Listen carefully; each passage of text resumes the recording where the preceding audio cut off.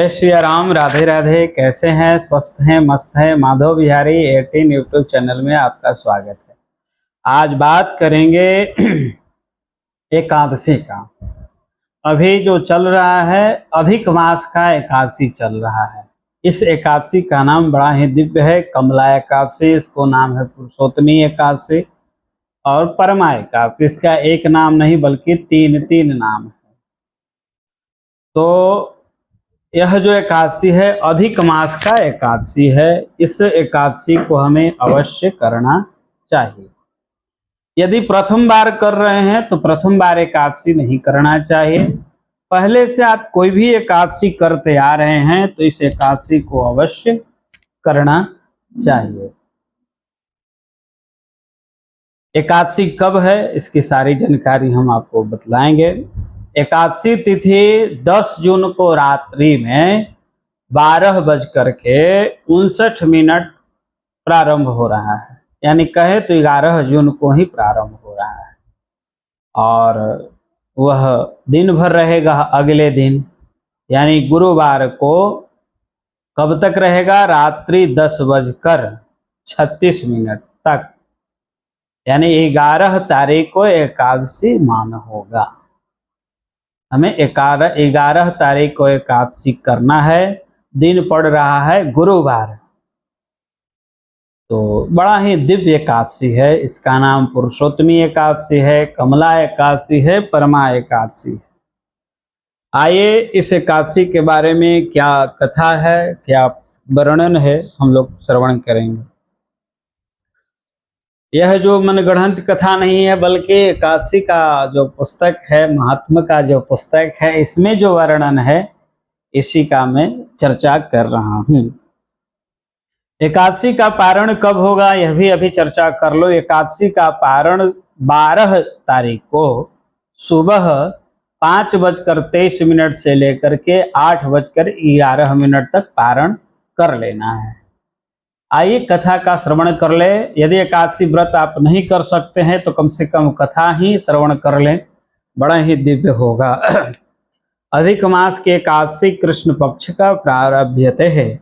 युधिष्ठिर राजा बोले कि हे विभु, हे जगतपति, अधिक मास में कृष्ण पक्ष की एकादशी का क्या कथा है, उसका क्या नाम और विधि है, सो कहिए। श्री कृष्ण बोले कि हे युधिष्ठिर, मनुष्यों को सुख और मोक्ष देने वाले पवित्र पाप नाशनी एकादशी का नाम परमा। पहले शुक्ल पक्ष की एकादशी की विधि मैंने कही, दूसरी इसकी तरह भी करना चाहिए। परम भक्ति से नरोत्तम भगवान का पूजन करना चाहिए। अब मैं तुमसे सुंदर कथा कहूँगा जो मैंने कपिला नगर में मुनियों के सामने सुनी है। सुमेधा नाम का कोई धर्मात्मा ब्राह्मण था। उसकी स्त्री का नाम पवित्रा था। वह पति की सेवा में तत्पर रहते थे। किसी कर्म से वह ब्राह्मण अन्न धन से रहित हो गया। वह ब्राह्मण जो है दरिद्र हो गए। उनके पास न अन्न था न धन था, रहित हो गया। बहुत से मनुष्यों से भिक्षा मांगने पर भी उसका भिक्षा नहीं मिलती। वह भिक्षा मांगने जाता तो भिक्षा नहीं मिलती। भोजन वस्त्र और श्रृंगार की वस्तु उसको नहीं मिलती। रूप यौवन से युवती उसकी स्त्री अपने पति की सेवा किया करती थी। अतिथि को भोजन करा करके आप भूखी रह जाया करती थी। घर में भूखे रहने पर भी उस विशाल नेत्र वाली कमल सरीखा मुख वाली मलिन नहीं होता। घर में अन्न नहीं है ये बात अपने पति को कभी नहीं कहती थी। सुंदर दांत वाली वह स्त्री अपने शरीर को सुखाने लगी। इस बात को देखकर स्त्री का प्रेम का बंधन अपने चित्त में सोचकर ब्राह्मण अपने भाग्य को निंदा करता हुआ मधुर वचन बोलने वाली अपनी स्त्री से बोला, हे कांत, मुझे धन नहीं है मिलता। मैं कोई सा काम करूँगा। मैं अच्छे मनुष्यों से मांगता हूँ, वे धन नहीं देते। हे शोभने, मैं क्या करूँ, कहाँ जाऊँ, सो मुझे बतलाओ। हे सुश्रेणी, धन के बिना घर का काम नहीं चलता। मुझे धन की प्राप्ति के लिए प्रदेश जाने की आज्ञा देव। वह ब्राह्मण जैसे कि अपनी पत्नी से कह रही हैं कि आप हमें विदेश जाने की आज्ञा दीजिए, प्रदेश जाने की आज्ञा दीजिए। उस देश में जाकर मेरे भाग्य जो होगा, जो मिलेगा, उद्यम के बिना कर्मों की सिद्ध नहीं होती है। इसी से पंडित लोग उद्योग में सदा प्रशंसा करते हैं। पति का वचन सुनकर चतुर स्त्री आंखों में आंसू भर कर के हाथ जोड़कर के सिर झुकाकर पति से बोली, आपसे अधिक कोई ज्ञानी नहीं है, तथापि आप आज्ञा से मैं कहती हूँ कि हित चाहने वाले मनुष्य आपत्ति पड़ने पर भी यही कहते हैं। पृथ्वी पर जहाँ कहीं भी कुछ मिलता है वह पूर्व जन्म का दिया ही मिलता है। पूर्व जन्म के दिए हुए बिना सुवर्ण के सुमेरु पर्वत भी कुछ नहीं मिलता। पूर्व जन्म में जो विद्या, धन और पृथ्वी का दान की है वह इस जन्म में मिलती है। जो ब्राह्मण के मस्तक में लिख दिया है वही वहाँ मिलता है। बिना दिए कहीं भी कुछ नहीं मिलता। हे विपिंद्र, पहले जन्म में हमने और तुमने सुपात्र के लिए भूमि एवं धन इनमें से थोड़ा कुछ भी नहीं दिया। इस देश का एवं प्रदेश में सब जगह दिया हुआ ही मिलता है। विश्व के भगवान बिना दिए अन्न भी नहीं देते हैं। हे विपिंद्र, इसीलिए आपको मेरे साथ यहीं रहना चाहिए। पूर्व जन्मों की बातों की चर्चा ब्राह्मणी कर रही है अपने ब्राह्मण से कि जो आप पूर्व जन्म में दिए हैं वही चीज आपको मिलेगा। देश हो या प्रदेश में, हम लोग पूर्व जन्म में यह सब दान नहीं किए हैं, इसलिए हम लोग को नहीं मिल रहा है। इसलिए आपको कहीं जाने की जरूरत नहीं है, प्रदेश में किए होंगे तब मिलेगा। पति के बिना माता, पिता, भाई, ससुर, कुटुंबी और रिश्तेदार ये कोई स्त्री का आदर नहीं करते तो दूसरे को क्यों करेंगे। पति से अलग रहती हुई स्त्री की अभागी कहकर सब निंदा करते हैं। इसीलिए यहीं रहकर सुख से विहार करिए, आपके भाग्य से यही प्राप्ति हो जाएगी। उसकी बात सुनकर विचक्षण वहीं ठहर गए। उसकी यह दिव्य बातें सुन करके ब्राह्मण ठहर गए, रुक गए। तब तक मुनियों में श्रेष्ठ कौंडिल्य ऋषि वहां आ गए। उनको आया देखकर सुमेधा ब्राह्मण बहुत प्रसन्न हुए। वह ब्राह्मण का क्या नाम था? सुमेधा। उनके यहाँ कौंडिल्य ऋषि आ गए। उनको देखकर ब्राह्मण प्रसन्न हुए।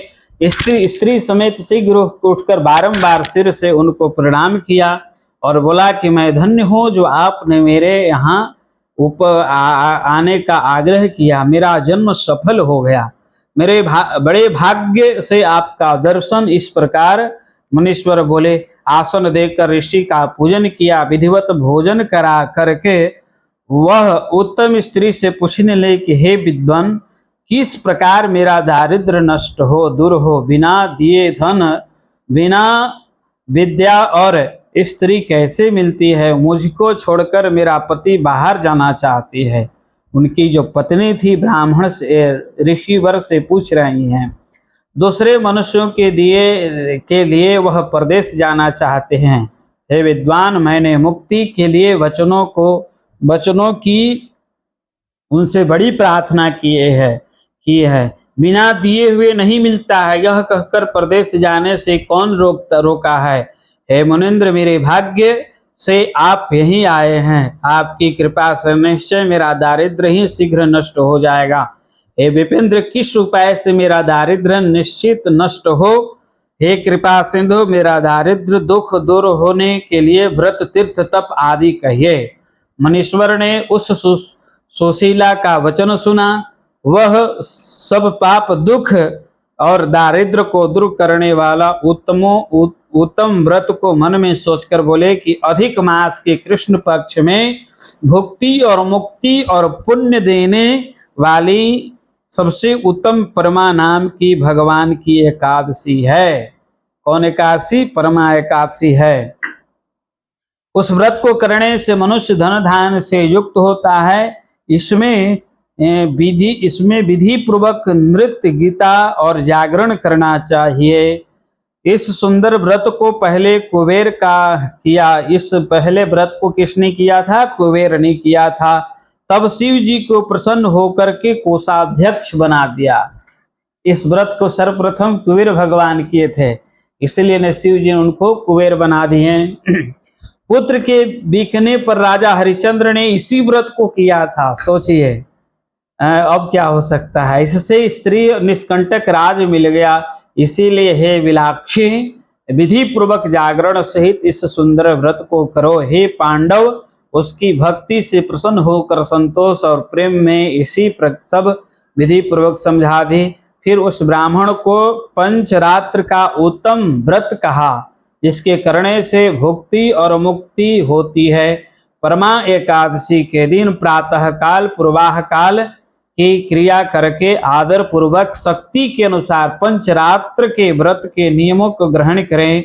प्रातः काल स्नान करके जो 5 दिन तक निराहार रहे, वह अपने पिता माता और स्त्री समेत वैकुंठ जाता है। जो 5 दिन एक बार भोजन कर सब करता है, वह सब पापों से छुटकर स्वर्ग लोक जाता है। सबका अलग अलग विधि है।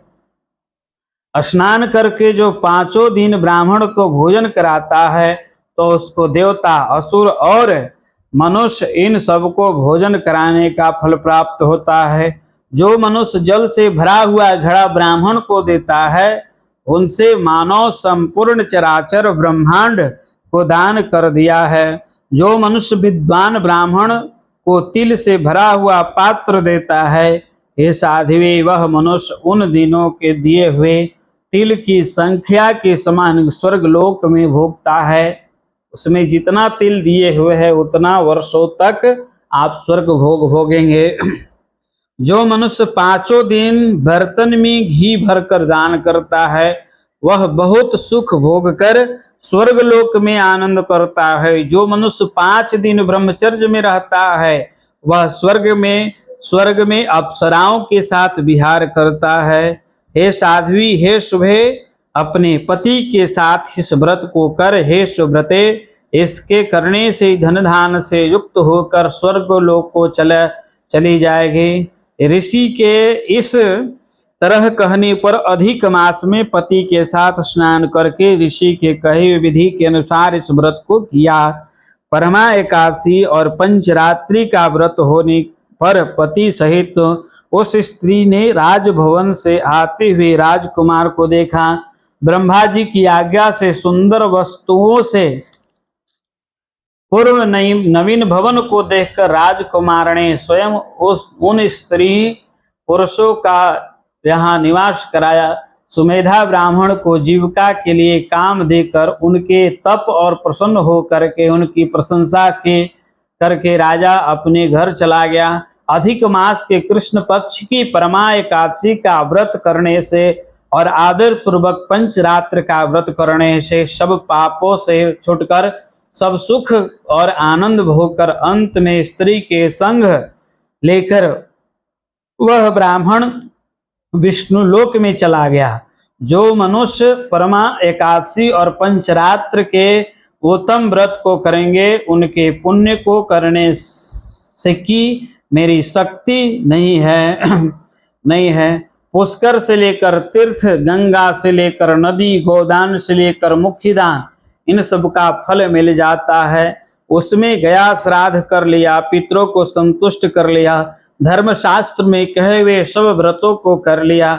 जैसे मनुष्य में ब्राह्मण, चौपायों में गौ और देवताओं में इंद्र श्रेष्ठ है, इसी तरह सब महीनों में मलमास उत्तम मास है। मलमास में पंचरात्र का व्रत बड़े पापों को दूर करने वाला है। उस पंचरात्र में परमा और पद्मनी ये पापों को सुखाने वाले ही हैं। बुद्धिमान मनुष्य को शक्ति न होने पर भी यथाशक्ति एकादशी का व्रत करना चाहिए। मनुष्य शरीर पाकर जिसने मलमास में स्नान नहीं किया, जिसने एकादशी का व्रत नहीं किया, वे निश्चय ही जन्मघाती है। उनको 84 लाख योनि में कष्ट मिलता है। बहुत सा पुण्य संचित होने पर वह मनुष्य दुर्लभ शरीर मिलता है। इसीलिए यत्न से परमा एकादशी का उत्तम व्रत करना चाहिए। श्री कृष्ण बोले कि हे अनघ, तुम मलमास की परमा एकादशी का फल मुझसे से पूछा, सो मैंने कह दिया। हे नृप, उस कहे हुए व्रत को तुम सावधानी से करो। यादवों के स्वामी श्री कृष्ण कहे हुए यह व्रत सुनकर स्त्री समेत राजा युधिष्ठिर ने किया। स्वर्ग और पृथ्वी को दुर्लभ सुख है, उनको भोगकर प्रसन्न होकर वैकुंठ को प्राप्त हुए।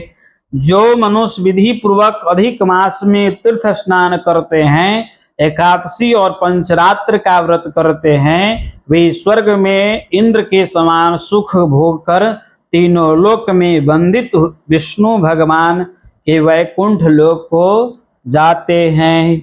यह अधिक मास का व्रत का कथा हुआ। आपको कथा अवश्य सुनना चाहिए। यह कथा बड़ा ही दिव्य है। साथ में पंचरात्रि की कथा का वर्णन किया गया है, जो बड़ा ही दुर्लभ है। पंचरात्र यानी एकादशी के से लेकर के पूर्णिमा तक आप 5 दिन तक निराहार रहकर व्रत कीजिए तो सीधे वैकुंठ जाएंगे। फलाहार रह करके वैकुंठ व्रत कीजिए तो स्वर्ग के जाएंगे। यदि एक समय भोजन करके आप करेंगे तो सारे पाप ताप सब नष्ट हो जाएंगे। इस तरह पंचरात्र का विधि हो गया। इसका विधि और नियम क्या है सो समझ लीजिए। विधि नियम यह है कि 10वीं के दिन से हमें अन्न नहीं खाना चाहिए। कौन सा अन्न? यानी चावल नहीं खाना चाहिए। उस दिन 10वीं के दिन प्रारंभ हो रहा है तो उस दिन रोटी ही खाएं, और एकादशी के बाद यानी द्वादशी को भी रोटी ही खाना चाहिए। तो यह वीडियो कैसा लगा कमेंट करके बतलाइएगा। आगे और क्या आपको जानना है वह भी बतलाइएगा, ताकि मेरा हौसला बढ़े और इसी प्रकार मैं आपको वीडियो बना करके व्रत त्योहारों को जानकारी देते रहें। ख्याल रहे, पारण सुबह 5:30 से लेकर के 8:11 से पहले कर लीजिएगा। तुलसी दल खा करके कीजिएगा। यदि फलाहार से किए हैं तो अन्न खा करके कीजिएगा। और बड़ा ही दिव्य व्रत है। हाँ, प्रथम बार व्रत आप मत कीजिएगा। वर्ष में 1-2 भी एकादशी का व्रत किए हैं तो आप इस एकादशी का व्रत कर सकते हैं। यदि प्रथम बार करना चाहते हैं तो इस एकादशी का व्रत मत कीजिएगा, क्योंकि एकादशी प्रारंभ अधिक मास में नहीं किया जाता है। बड़ा ही दिव्य यह कथा है और इस कथा से हमें सीखना चाहिए। प्रदेश में भी न यदि आपका कर्म साथ नहीं देगा तो रुपया पैसा आप नहीं कमा पाइएगा। यदि देश में भी साथ देगा तो आप कमा पाइएगा। तो देश और प्रदेश में कुछ रखा नहीं है। आप जहाँ भी रहिए स्वस्थ रहिए, मस्त रहिए, इसी प्रकार व्रत करते रहिए। सभी व्रतों में सर्वश्रेष्ठ व्रत है एकादशी का व्रत। जय सिया राम। यह कथा अच्छा लगा तो थोड़ा चैनल को सब्सक्राइब कर दीजिए, दक्षिणा के रूप में शेयर कर दीजिए, 1-2 गो लाइक कर दीजिए। जय सिया राम। चैनल का नाम है माधव बिहारी 18। राधे राधे।